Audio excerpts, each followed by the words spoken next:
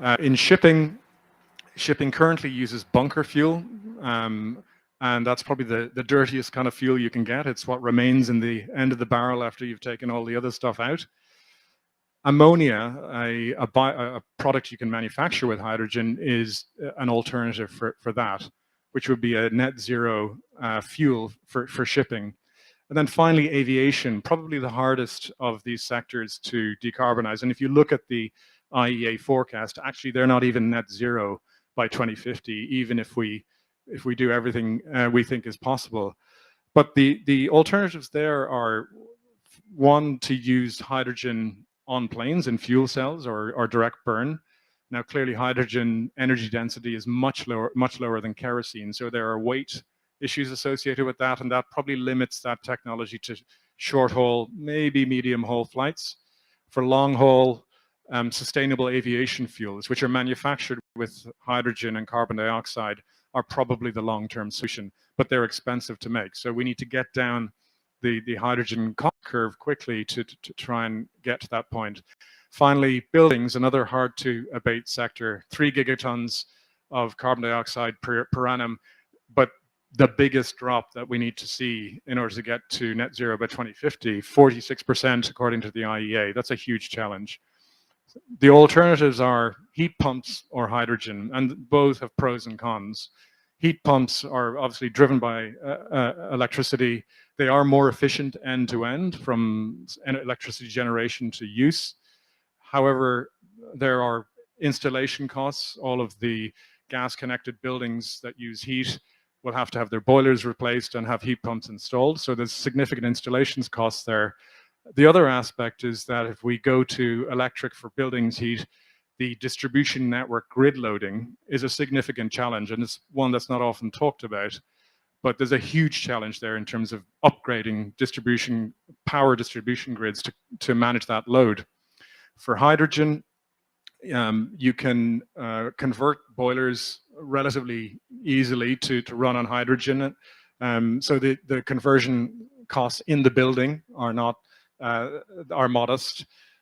So switching costs lower from that point of view, although from the gas distribution grid, there are issues around hydrogen embrittlement. I'll come on to that, where the distribution networks are plastic. That's not a problem.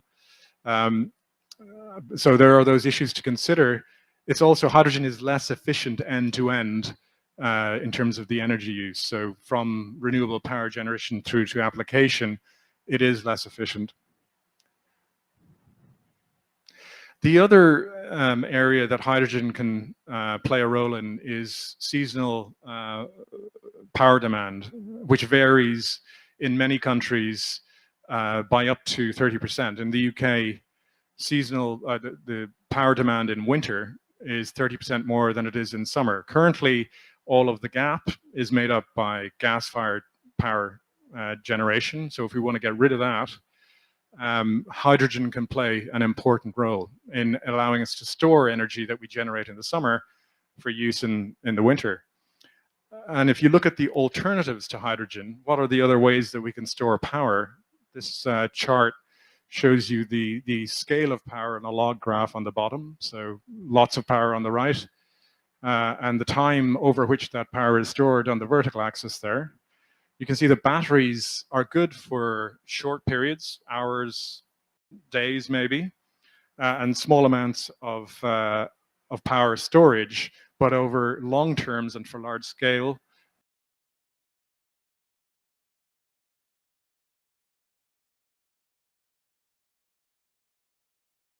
that are good for long term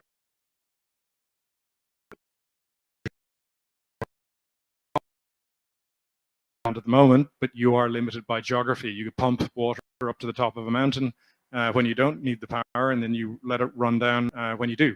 You need the geography to work with you on that one. So hydrogen or ammonia are a more flexible solution where you can store large volumes of power over long periods of time, help to address and decarbonize power fully. So we are going to need a lot of hydrogen potentially. How are we going to do that? I wanted to touch on the different ways that you can manufacture hydrogen. Currently, almost all of the world's hydrogen is manufactured from natural gas, methane, through a process called steam methane reforming. And out of that process, you get hydrogen, but you get a lot of carbon dioxide. So gray hydrogen, as it's called, is not suitable for net zero. If you add carbon capture and sequestration to that process, you get what's called blue hydrogen. And you can make blue hydrogen capture up to 95% of the carbon dioxide that's emitted from the SMR process, but it's very difficult to get the whole way. So that means that in the long run, we're not going to be able to rely on blue hydrogen, but it can play an important role in getting us to net zero. The advantage of blue hydrogen is that the technology, SMR, is there already. It's deployed, so we don't have to go through the learning curve with that technology. And we can manufacture it at large scale right now with, by using natural gas combined with CCS. I'll then just go straight to green hydrogen, which is really the long-term solution for the world economy to get to net zero. And that's produced using electrolysis, where you run power through water. The output is hydrogen and oxygen, and you get totally net zero hydrogen as a result of that. The challenge, as I'll describe in a minute, is the technology for that is relatively expensive, and it's also, the supply chain is not very well developed. There aren't many people making this equipment right now. And that's the challenge for us. If we look at hydrogen production costs, green hydrogen is 2 to 3 times more expensive right now than blue or gray. And so to make green hydrogen a viable part of the future, we need to bring that cost down. The chart on the right here shows you that the red bar is the energy input to making the hydrogen. The largest cost associated with green hydrogen is the power input. So if we can get a lot of cheap renewable power, we can bring the cost down and start to make green hydrogen more cost competitive. So thinking about all of that, what could the hydrogen future look like? And I want to describe a couple of scenarios and what are the implications for infrastructure and investment associated with that. And I like to use this analogy, if you bear with me. Is hydrogen going to be champagne, expensive to make, scarce, and only brought out for special occasions? Or is it going to be more like sparkling water, cheap, abundant everywhere, and a mass market product? And whether it's one or the other has a big implication for what we build and how we manage and distribute hydrogen. And if we look at, pardon the detail on the chart there, but the important element of that is the range. If we look at the forecasts of how much hydrogen people think we're going to be using by 2050 to get to net zero, that's what this is. It shows you at the top there, the IPCC in 2018, we're saying probably about 5%. So that's the champagne scenario. Whereas if you go down to Bloomberg New Energy Finance, they're saying about 30%. And if you look at the UK, we're going even further. So we're saying 50%, up to 50%. So that's definitely the mass market sparkling water scenario. And depending on which of these outcomes turns out to be the case, and it'll be driven by fundamentally economics and creating the market for hydrogen, that has a huge impact on the infrastructure needed. And again, let's take the UK as a case study in what the infrastructure might like in these two scenarios. On the left-hand side, we've got the champagne scenario where hydrogen is used for specialist applications, steel, for chemicals, for cement, perhaps for transportation, maybe limited to shipping, in the long run, maybe aviation, seasonal power storage. In that scenario, hydrogen is probably going to be produced close to demand in hubs, regional hubs. There'll be local production and storage. There'll probably be limited long-range transportation infrastructure. moving on to the sparkling water scenario. So we're up to maybe 10, 15, 20% of the total world energy requirement. In this case, hydrogen is also used maybe for buildings, for homes, for all sorts of transportation like trucks and buses, much more widely used. In that scenario, hydrogen is probably produced close to the large scale renewable power it's going to need, right? So it may be produced even offshore, but it'll be probably away from the centers of demand, and we'll have to build infrastructure to get hydrogen to cities and to the point centers of demand. And in the chart on the left there is the current situation in the UK. So we're seeing the hydrogen hubs develop already around industrial users. The question is, will we get to the right-hand side here, where plans are being put in place to develop the regional infrastructure? And so will that be built? And beyond that even, will there be an international market for hydrogen where it's made in one location where it's cheaper and then transported to where it's needed? One point on infrastructure that I wanted to highlight, because there is a lot of talk about this. Can we reuse the existing infrastructure that we use for gas with hydrogen? And one of the issues is that hydrogen does cause embrittlement. Up to 10% of hydrogen in a steel pipeline is not a problem. That's easy to deal with. At higher levels, you do tend to get embrittlement. And what happens is hydrogen makes its way into the steel matrix, the crystal structure, and it reduces the toughness and it causes fatigue to degrade. So for 100% hydrogen, we have to deal with that. Interestingly, it's only a problem for high-grade steels. Low-grade steels are fine. So some of the infrastructure we use now, we will be able to use directly. For other parts of the infrastructure, we'll have to use techniques like adding additives, using liners and coatings, changing the operating behavior to repurpose that infrastructure for hydrogen. In some cases, we'll have to build new infrastructure. And let's then think about, if we're building infrastructure to create hydrogen, how much renewable power are we going to need beyond what we have today? The current global production of hydrogen, which is mostly gray, is 94 million tons. If we want to produce that fully with electrolysis, green hydrogen, we'll need roughly 540 gigawatts of hydrogen electrolysis capacity. To get to 5% of the world's requirements by 2050, so the Champagne scenario, we're going to need 230 million tons, so over almost 2.5 times what we produce now. To produce that with electrolysis, we'll need almost 1,400 gigawatts of electrolyzer capacity. Where are we right now? Right now, we have globally 1.4 gigawatts of electrolyzer capacity. So we're talking about scaling up by 1,000 times to get to net zero. It's a huge program, a huge amount of investment required. And looking at the manufacturing capacity, the supply chain I mentioned earlier on, these are the some of the leading players in electrolysis, ITM Power, Nel. They're talking about being able to manufacture between 2 and 5 gigawatts of electrolyzer capacity per annum by 2024, 2025. Siemens are planning to go a bit further beyond that. But that side of the equation needs to be massively scaled up in order to get to where we are on the right. And one point to highlight is that the economics are going to be a big driver for this transition to hydrogen. And some regions who have a greater solar or wind resource for renewable power generation are going to be advantaged in terms of their ability to generate green hydrogen.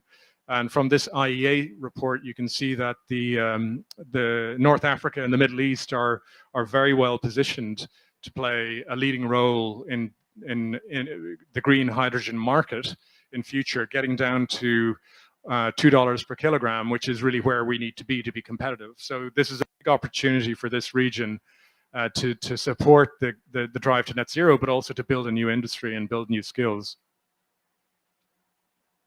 So just a word about us and what we're doing. Our vision is to support the drive to net zero by building clean and resilient energy systems to enable access to sustainable energy for the communities that we work in. And we're already providing support to our clients in this space. What we do is we do engineering and project management, engineering design and project management. We help operate and maintain gas networks, and we're increasingly doing work on hydrogen. So we're working in the UK with National Grid and looking at the future of their infrastructure. We're helping a client on the HyNet project to build a hydrogen cluster. We're also doing carbon capture work with Zero Carbon Humber in the UK. And further afield, we're working in Europe with the Portuguese gas network operator to look at how they repurpose their network for hydrogen and how do they blend hydrogen into natural gas.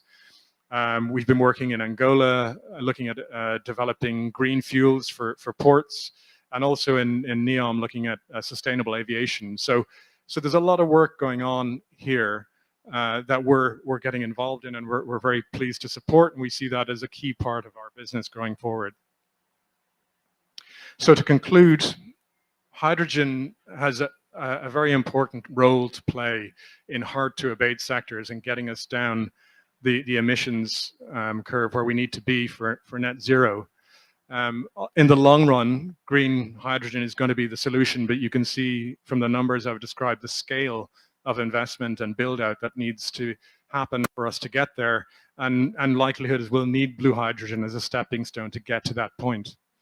How much hydrogen we end up with is not clear. There's a wide variety of opinions on that, and really only over the next decade will we understand exactly where we're going to end up. But whatever the scenario, we're going to need a lot. And for regions like this, you know, for Egypt, for North Africa, for the Middle East, there's a big opportunity to play a leadership role in this space and create the international market for hydrogen. So I'll leave it there. Thank you very much.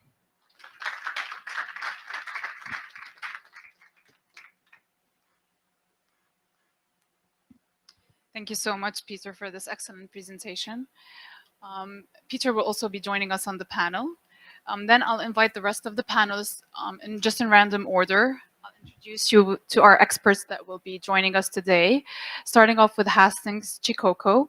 Hastings is the Managing Director of Regions and Mayoral Engagement and Regional Director for Africa at C40. He serves on the advisory board of the African Center for Cities and also sits on the technical advisory group of the Global Environment Facility for Sustainable Cities and Urban Systems. He's a member of the Africa-Europe Strategic Task Force on Sustainable Energy and the World Economic Forum's Global Future Council on Clean Air. He also sits on the Global Supervisory Council Board of Wetlands International.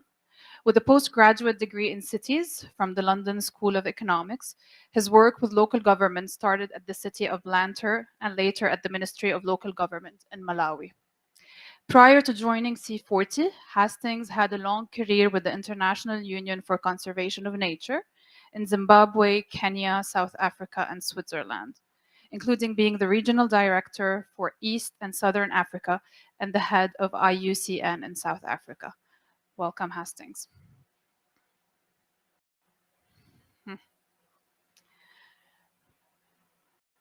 Next, we have Yahya Anouti. Yahya has over 15 years of management consulting experience. He's the lead of ESG Platform, a board member of the Strategy and Ideation Center, and a member of the Strategy and Global Community of Practice on Sustainability. Yahya is a member of the University of Texas at Austin, Advisory Council for Energy and Earth Resources, and an expert advisor to the Extractive Industries Program of the UNDP in New York. Yahya is also a member of the World Bank Resource-Related Communities of Practices and has worked for the Sustainable Development Department of the World Bank in Washington, D.C. Yahya's industry expertise covers sustainability, environment, including biodiversity and the natural resources, the circular economy, low carbon transition, local content, ESG, innovation, and moonshot thinking, including institutional framework design, impact assessment, governance, and operating model design. Welcome, Yahya. Our last panelist for today is Richard Palmer. Richard is Director of Global Sustainability Services at Integral Group, also a member of the DAR Group of companies. He has over 17 years of experience providing sustainability advice to projects in the buildings and the infrastructure sectors, delivering high ambition in the policy, planning, design, and construction of a sustainable built environment. Welcome, Richard. So I'll be starting our panel with a question that's addressed to all of you, and you can just answer it in random order. In 2 very quick points, what's your biggest priority in rapidly mobilizing the energy transition in your different sectors that you operate in? And what do you see as being the single biggest challenge that you're facing today?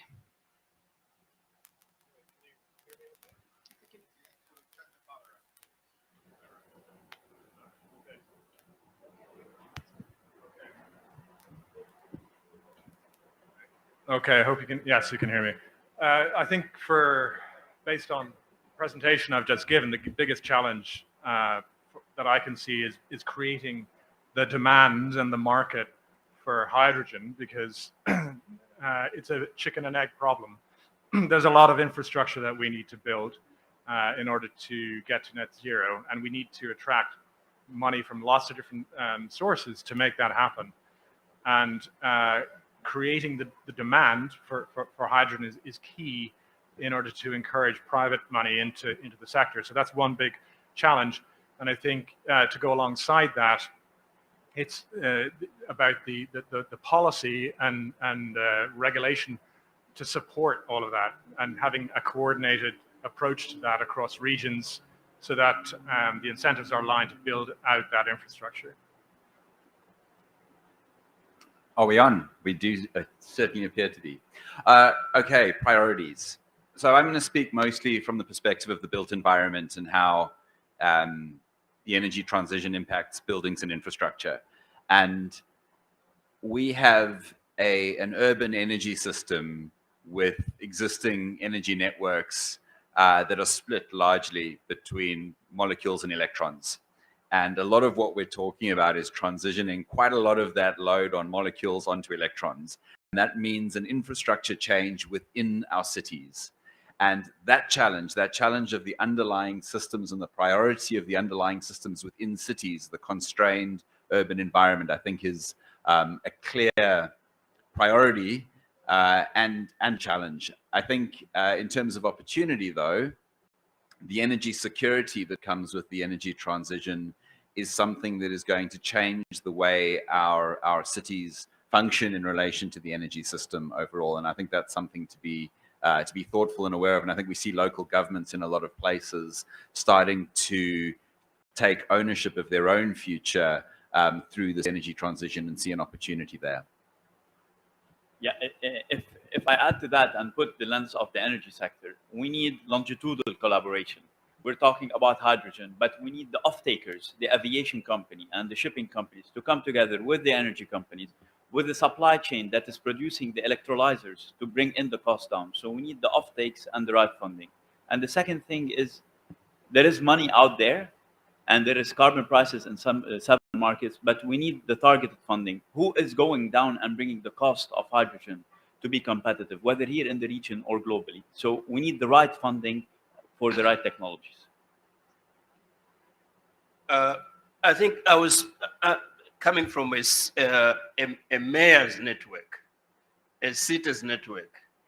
I think the first priority is to create that awareness amongst the political leadership to appreciate the net zero pathway, to understand that there is no quick fixes here, to understand that even now, when we have the energy crisis, fossil fuels are not part of the solution to the crisis. No quick fixes. So that's priority number one. Of course, the second priority is to just ensure that what we have seen, we have heard from the presentations, the technology that is available is accessible to the cities, to the mayors, to really make sure that there is that deployment. What are the challenges? Number one, of course, is financing. to access that technology. So financing and pricing. I think that as long as it's expensive to get green hydrogen, economics would drive people towards the gray or blue hydrogen. So financing and pricing, we need to deal with that. And secondly, of course, is to improve on the skills and really the capacity within municipalities, within governments to engage with that technological space. Great. Peter, back to you. So Richard had mentioned electrons and molecules. So, and we do hear that electrons over molecules is a great deal. But what are the critical priorities in the legacy gas sector to rapidly transition? Yeah, I mean, I think the solution in the long run is a combination of electrons and molecules because of the hard to abate sectors that we've looked at. So the key thing, I think, for the gas industry is to understand what's the pathway, which scenario are we going to end up in, what's the infrastructure that's going to be required, and how do we use existing infrastructure where we can to meet that future, and where we can't, who are the partners that we're going to need to work with and collaborate with to build a new infrastructure. And I think a lot of that work is in its early stages right now. But the real challenge with all of this is that I think, as Hastings mentioned, it's a collaboration, and there's multiple parties who need to be involved, and getting that coordination and alignment is one of the key hurdles. So building new relationships. The interesting thing about the gas industry, particularly the utility sector, is that for years the infrastructure they've been using has been built, and they haven't had to deal with these types of scenarios, new infrastructure, uncertain futures. So there's a whole new skill set, there's a whole new range of relationships that they need to build and start to evolve into different sorts of companies. So I think there are some of the key challenges in moving all of this forward. And also, if I can just add to that, I think there's an expertise question here. And what Peter alludes to is this sort of transformational challenge. And I think we all face it. I mean, I think as an engineering company, we face an expertise challenge around building the design expertise and the design understanding for how we deliver different sorts of infrastructure. We have an immense inertia within our institutions of knowledge. We all studied at the same sorts of universities. We studied the same sorts of content. We grew up professionally with the same sorts of chartered institutions. And those institutions have reinforced a skills profile to our industry. And like that lag, that legacy in expertise is something that I think we all need to work at if we're going to make these profound shifts, because they are profound shifts for us in the design world. They're profound shifts for our clients in the cities or the utilities world. And developing that language and developing that expertise, I think, has got to be a priority. Thank you. So yeah, Richard has picked up on the expertise, but also Peter and Hastings have mentioned cost, and you did mention it too also in your opening remark. So in terms of financing, how does the energy transition impact our approach to financing major new projects in the Middle East and Africa? Look what, in the Middle East, we have a unique position to play a leading role on the hydrogen. I think the chart that showed it is like, and based on our internal analysis, we are best positioned to leverage our existing infrastructure to export green hydrogen. But it's a matter of funding and unlocking the financing of that. Unlocking the financing will come from three players. There is the governments who will invest in the infrastructure, and I like the champagne versus sparkling water approach.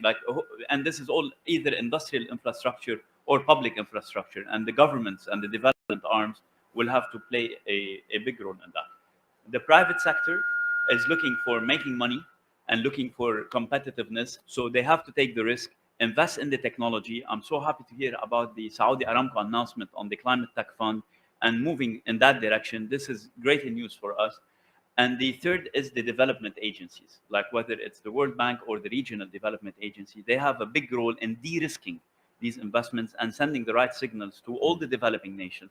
The chart is very clear. The renewable energy is in Africa and in the Middle East. And we need to enable that and enable the green growth of these nations. And that's why we're here.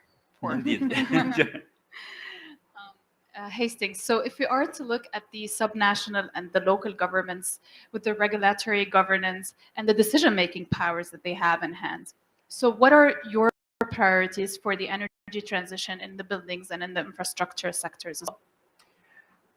Right. Let me first of all just connect to what he has talked about, because he mentioned at the beginning that it's a collaboration. So yes, we could have the financing there, but on the cities, subnational government side, we need to create an investment-friendly environment, right? So that it's attractive to the other side, what he has said. As long as our city treasuries, our finance departments are kind of like really mediocre, let me use that word, they don't actually create that confidence that the financiers or the funders need to actually invest. So we need, the priority for us is to create that municipal investment friendly climate, working with the chief finance officers. So C40 is moving from just working with the environment departments, but go to the treasury and ensure that they do have their act in order. We are having municipalities that even the money that comes from national government, they are not able to spend. It's returned. What makes me as an investor put my money there? The business of business is business. And if I don't see that in climate, I will not put my money there. So that's number one. I think the other thing is also the whole regulatory, legislative environment that is not prohibitive, but that encourages investors. Sometimes our regulation is like, stop this, stop this, stop that. But can't we also have pieces of legislation that encourage the investor to come in? We want to see a climate, a municipal environment that has incentives to transition from fossil fuels to renewables, to be able to reward more those that are bringing cleaner technologies than those that are sticking to old and old and old. Sometimes what you see now, when you look at the companies that seem to be attractive to some of the municipal governments, we see more of the same fossil fuel industry active there. We need to reverse that. Bassam, can I just add on to that? Because I think there are a couple of key points there. One of them speaks to the role of government, I think, in this and how investment can be crowded in. I think there's obviously a regulatory piece and how a regulatory environment, an enabling regulatory environment is key. But what we have seen is that, for instance, if you just take the renewable generation sector, generation is not the issue. Generation is investable, generation is incredibly predictable, and it's not the uncertainty is very low. But the big constraint from an investor's perspective on generation is curtailment as a result of a lack of access to transmission and distribution networks. And so we see a network infrastructure deficit that's a barrier to investment. There's nothing around the uncertainty of the underlying investment quality. The demand is there, so we don't have a lack of a market. What we have is a lack of market access. And so finding the best investment for government, finding where government can put public money that opens up those markets, that connects consumers and producers, I think is key. Because quite often, certainly in my experience working with local government, we end up with whole projects where we take a very thin slice and a city government will do a small solar project end to end, and it'll be a small piece of infrastructure that's very big for that government, very big for that city, but does not itself provide an enabling environment for other investment. Whereas if city governments see themselves as enablers, and I think looks at how they connect the potential for their consumers, because city governments have a lot of agency over demand. Yeah. They regulate the building sector. They have a lot of control over the planning process. They can help nudge towards connection. And if they can provide rather enabling infrastructure than trying to do end-to-end solutions, I think that's where we would see more investment on the generation side open up. Just to add to that, in terms of the role that governments can play in creating the enabling infrastructure, I think we were talking about this earlier, the European emissions trading scheme is a really interesting example of where that's been going for 20 years. That's been going for 20 years now.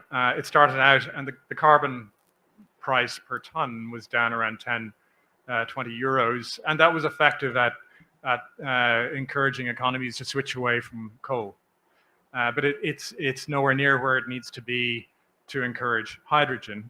And the European Commission recognized that, and they have modified and tweaked the system. And the carbon price has now come up to over 70 euros per ton. And at that level, that can incentivize investment in hydrogen infrastructure because it'll create the market for it. So that kind of action by governments can bring money into this space to create the infrastructure. Interesting to note that even the ETS only covers power and industry right now. It doesn't cover buildings, it doesn't cover transportation. So there's even further to go with that. But it's that kind of action, I think, that we need to see more broadly and coordinated as well. But Peter, just on that, I mean, carbon price does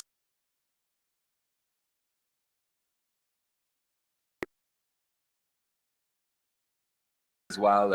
$20 20 euro a ton price might be designed for coal. A $70 a ton price essentially closes the door on that industry.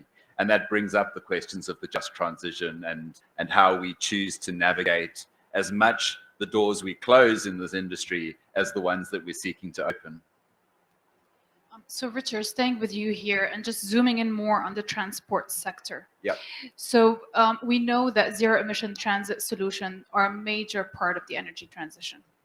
So what major investments will enable these to become standard globally?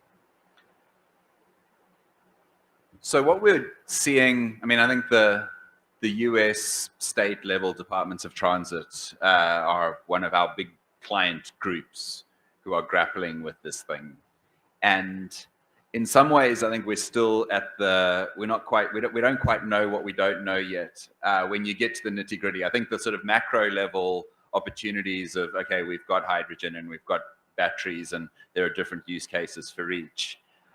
What is surprising those agencies as they get into feasibility, I think many of them had a sort of natural, almost cultural inclination towards battery power within transit networks, within bus networks, and that the infrastructure investment costs in terms of growing trunk power connection and capacity into charging facilities came as a very scary cost number in those circumstances.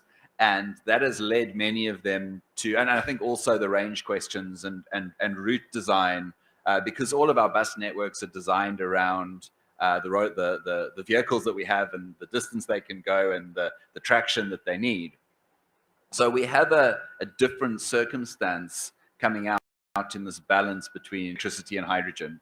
So, and then when faced with the challenge, particularly in North American cities where you've got larger distances, they're not as compact, range is more of an issue, we start going into hydrogen, then hydrogen supply becomes a question, and critically safety and hydrogen supply, because we're not dealing with industrial systems in the outskirts, we're dealing with transportation systems right where people live and work.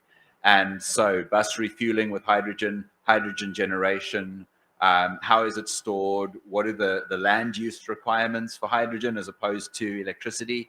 So I think, you say, what is the investment?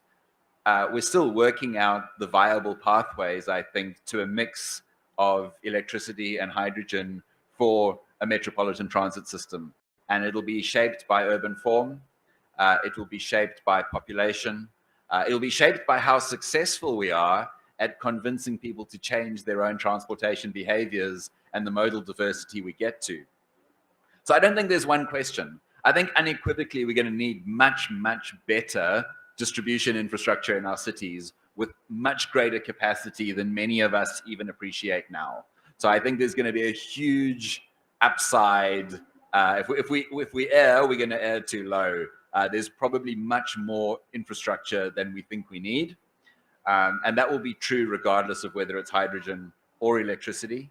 And so I think we should be prepared for those investment questions. But exactly which pathway we end up will be complex, and it'll hinge on how well we get people out of cars and how well we change purchasing and ride decision matrices for people in cities. Excellent. Thank you, Richard. So Peter, staying along those same lines and now focusing more on the aviation sector that you've brought up in your presentation. So it's a major sector that does account for about 2% of the global emissions, and it's a key sector also in the energy transition mission. So what future do you see from your perspective for airports, for utilities, and the sector more broadly for the coming decades? Yeah, this is the hard one, right, in terms of decarbonization. And I've talked about the different technologies that may play out over the coming years. That's dealing with the plane, but there's all the infrastructure that goes around that, that's installed in airports, that a huge amount of investment in place, and kind of to refer to one of Richard's points around safety, ways of operating that accommodate the the kerosene transportation and distribution to airplanes. All of that needs to be considered as well, because if, for example, we decide let's switch all the short haul flights to hydrogen, the way that they get refueled, whether it's a fuel cell or a hydrogen tank, totally changes the infrastructure at the airport. All of that infrastructure is under the runways. It's under the buildings, so you're talking about a massive project to change all of that. So that might even ultimately argue in favor of sustainable aviation fuels, because you can just put that through the existing systems. But all of that work needs to be figured out, and that's a real challenge. So I think there's going to be a lot of work on that in the coming decades. Hastings, so there are growing supply chain and material constraints when it comes to the resources market, the labor and the skills market. So how do we move everything else fast enough to keep up with this? To me, I think, am I on? I am. All right. To me, I think it's about strengthening the relationship between the business sector and the governments and the cities themselves. We need to have increased platforms for co-creation of solutions, so that we cut the time that is required from actually the creation of the products that we need for the transition, and actually acquiring acquisition from the government side. For us, we have a cities and business a climate alliance, where we are trying to bring the governments and the business sector in one room to look at the whole supply chain and the market forces and the problems that the cities are facing, and really try to speed up the process for the creation of those solutions. Now, when we are doing that, to ensure that there is uptake from the public sector side, we also need to understand the pressure points for the mayors. What is it that is making mayors have sleepless nights? So that as we present these solutions, we take those into consideration. And make no mistake, we are in a post-COVID or we're in a COVID recovery era, We have a cost of living crisis. So as we look at the whole supply and demand of the markets or the supply chain, we need to factor those in. One of the elephants in the room for mayors is basically jobs. How do we ensure that as we look at the supply chain, as well as the supply and demand issues, as well as the access to technologies that we have, or the transition from fossil fuels to renewable technologies, we are not leaving people behind. People are not losing jobs. We are actually protecting the jobs that were otherwise in the fossil fuel industry, but they're also protected in the renewable energy industry. Those are some of the dynamics that we need to look into. But those can only be discussed if we have a platform where we engage at an early stage. Excellent. Richard, how do you see the role of the solar microgrids and what they might play in terms of delivering renewable electrification at city scale? I think one of the under-discussed areas of the energy transition is the change from centralized to distributed. We have built over 2 centuries, everywhere, economies everywhere have built this idea of centralized generation, long transmission, high voltage transmission, distribution and consumption. Like that has been the model of our electricity and energy systems. And that's led to some quite interesting dynamics. It's led to global dynamics in the energy system around who has access to those centralized resources. It's led to investment patterns. I mean, I live in South Africa, and if you look at where we have coal, we build generation near where we have coal. It has health impacts. It has a whole range of outcomes in terms of the stability of our system. And yet we have reliance. Everybody has reliance on these centralized areas. When we go to a distributed microgrid system, a couple of things happen. One is we can improve access. So particularly on the continent of Africa, we have a large part of the continent that is relatively poor access to power. That is a huge economic enabler. So there's a huge economic dividend that comes from improving access to reliable electrification. It comes through in education, it comes through in business, and coupled with a data economy, it comes through in access to the world formal economy. So that's a huge lever. Then we have an energy security lever.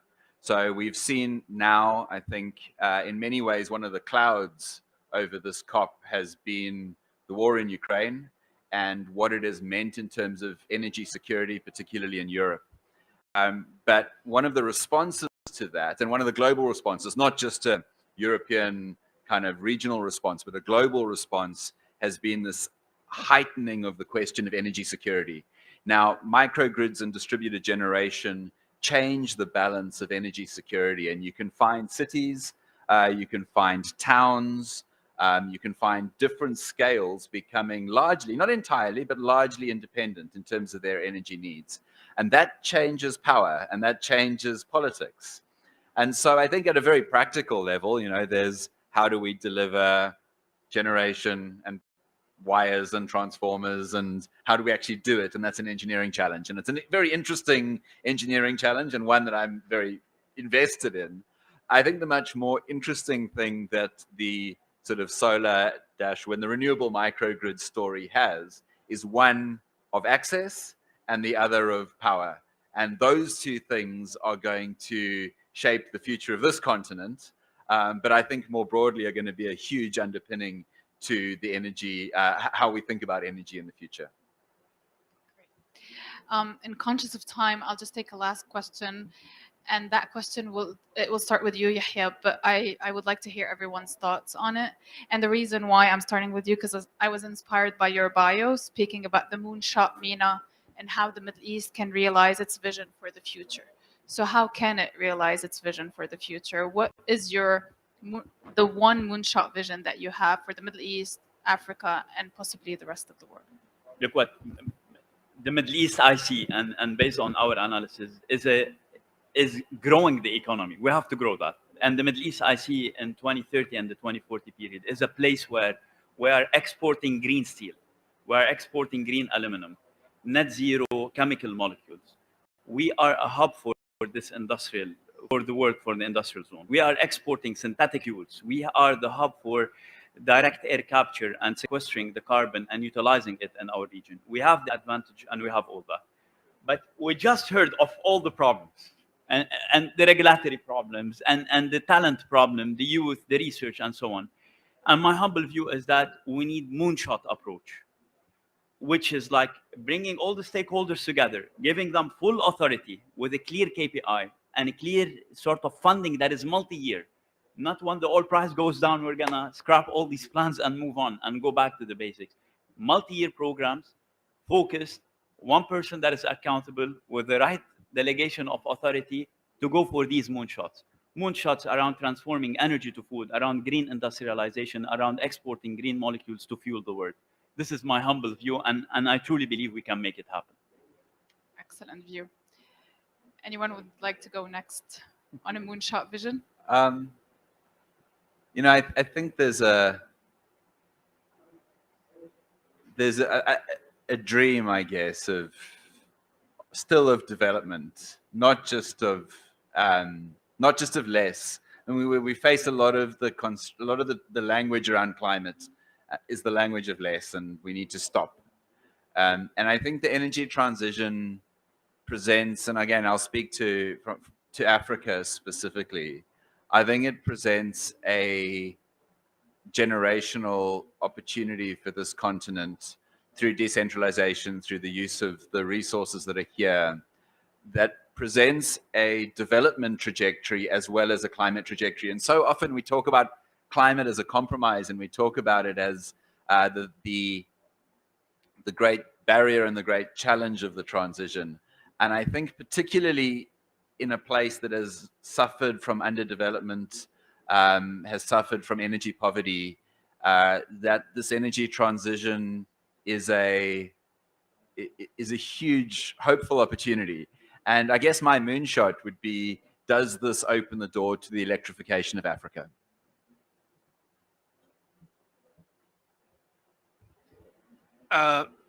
For me, we have 3 crises at the moment. And for me, my vision is about finance flows, ensuring that financing is trickling down to where it is needed most, where the crises that we have are impacting most. So one of the elephants in the room when we are in gatherings like this is how the developed parts of this world are actually meeting their pledges in terms of financing, flow of financing from the developed countries to developing countries. But I want to go further, ensuring also that there are finance flows from national governments to cities that are closer to the problems. That, to me, will ensure that we are able to invest in greener and resilient cities that will take us out of the 3 crises: energy crisis, climate crisis, and cost of living crisis. Excellent. Sir.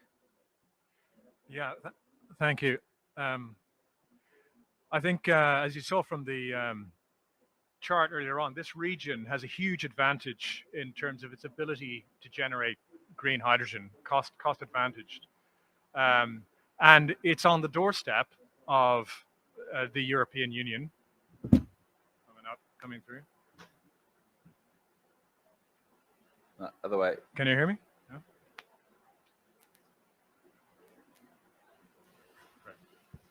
Can you hear me? Yeah. Yeah. Okay. So I was just saying, we've seen the great resource that the region here has in its ability to generate cheap green hydrogen. It's also on the doorstep of a region, the European Union, that is massively short in that respect. And it's published goal in the Fit for 55 program is to source green hydrogen from outside the EU, right?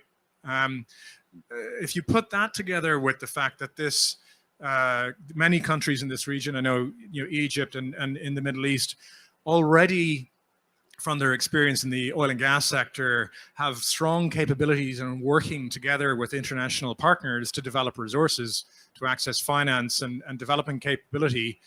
You put those three together, I think there's a huge opportunity if we can kind of bring those together to develop, something that the world really needs, and help create the market and create that demand for green hydrogen. Excellent. Thank you. Thank you so much. I'll transition to the audience if anyone has any questions, because we only have very few minutes left for us. Yeah. Hi, everyone. Thank you for this interesting panel. I heard in the last couple of years nuclear energy becoming a clean source again. I would like, because we haven't heard the word, or at least I haven't heard the word nuclear in the whole presentation. Do you think, what's the role of nuclear energy in this energy transition, if any? And I know the US is kind of pushing forward, and many people are talking about an extremely more secure scenario right now when it comes to nuclear. So what's your take? Do you have any comments, opinions? I think when we look at the scale of the challenge we face, we need everything, right? Everything we can throw at this, we need to use. So nuclear is a net zero, or can be a net zero technology. And I think that's got to be part of the solution. And, even beyond that, looking at nuclear fusion, that's closer now than it ever has been as a potential source. The small modular reactors that have been developed by Rolls-Royce are potentially creating a more flexible nuclear source. So I think it absolutely has to be part of the equation. But part of the thing that we as a sector, as an industry, have to do a better job of is the public perception of that. And that not only does that go for nuclear, but it also goes for hydrogen if we build that out. If we don't put the groundwork in, working with public to help them understand what this is about and what it's going to look like and why it's going to be safe, then it could be a real roadblock. But yes, I think nuclear has got to be part of the solution.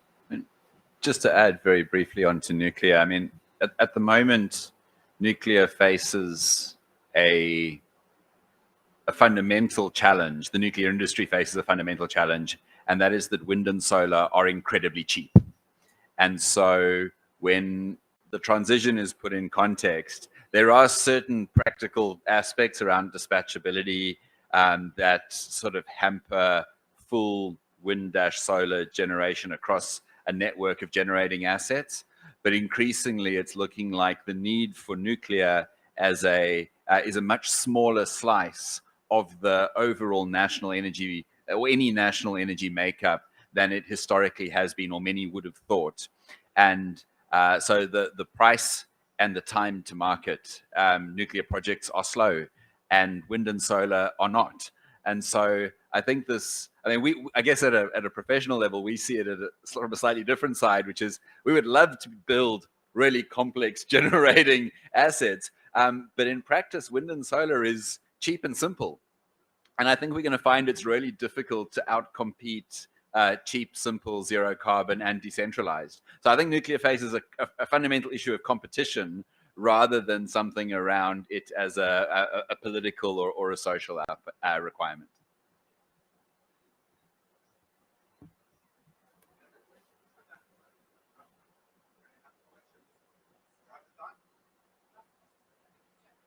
Yeah, I think you mentioned, Richard, that it's obvious the generation is and the demand is the market access, and this is the biggest challenge. So I was thinking how to bridge the gap, by it's basically going back to Hastings and the government and the mayors and the challenges they're facing and the pressure. Could it be like one of the solutions to try and think about, because I mean, we know the governments, they don't have direct access to finance, right? Yahya, you mentioned that. Could it be like we need to attract private sector investors and, for example, think about a transaction advisory where they can come and upgrade the infrastructure, operate it, and they can, generate revenues, and then from that, we can bridge the gap between the generation and the market access demand. Look at the recent success story that that I was at the New York Climate Week and they declared it there is what you see Amazon is doing. Amazon is a logistics company, but they said we want to decarbonize our logistics. To decarbonize it, they have set up a climate tech fund. Under this climate tech fund, they brought in the hydrogen production company, a green hydrogen production technology. But to get down there in the cost, you have to compete on the electrolyzer technology. They brought in another startup. So they created an ecosystem under the Amazon umbrella and signed the offtakes amongst each other to create this. This is an Amazon story. Given where we are operating in this region, this is not a private sector-led economy. This is a government and national champions-led economy. We need these national champions to sit together, and what they only ask from the government is to enable the startups ecosystem and to connect them all together. This is, and the money is there. I'll add two comments to that, because I think that's a large part of it. Two success stories. So I've spent most of my career in New South Wales, in Australia, and the Western Cape in South Africa. So I'll speak to those very briefly.